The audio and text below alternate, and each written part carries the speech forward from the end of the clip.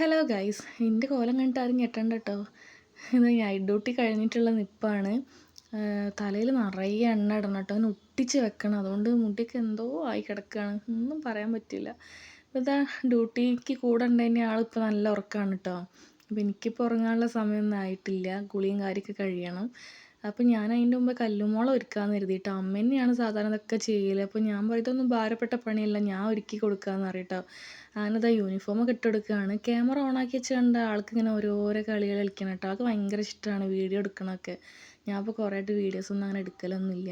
അപ്പോൾ യൂണിഫോമൊക്കെ ഇട്ട് കൊടുക്കുകയാണ്. പിന്നത്തെ ഒരു സ്റ്റെപ്പൊക്കെ ഇടണ്ട്, മറ്റേ ഡാൻസ് പഠിക്കണം എന്നൊക്കെ പറയുന്നുണ്ട് അതിൻ്റെ ഇടയിൽ.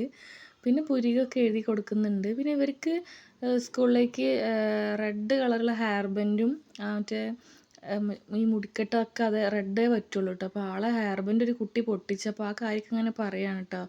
വേറെ കളറുള്ളതൊന്നും അവൾക്ക് യൂണിഫോമിൻ്റെ കൂടെ പറ്റില്ല. കളർ ഡ്രസ്സ് ഇടുമ്പോൾ നമുക്ക് ഇഷ്ടമുള്ളതൊക്കെ ഇടാം കേട്ടോ. അങ്ങനെ അപ്പോൾ അതൊക്കെ ഇങ്ങനെ ഓരോ കാര്യമൊക്കെ പറഞ്ഞ് മുടിയൊക്കെ കെട്ടിക്കൊടുത്ത്.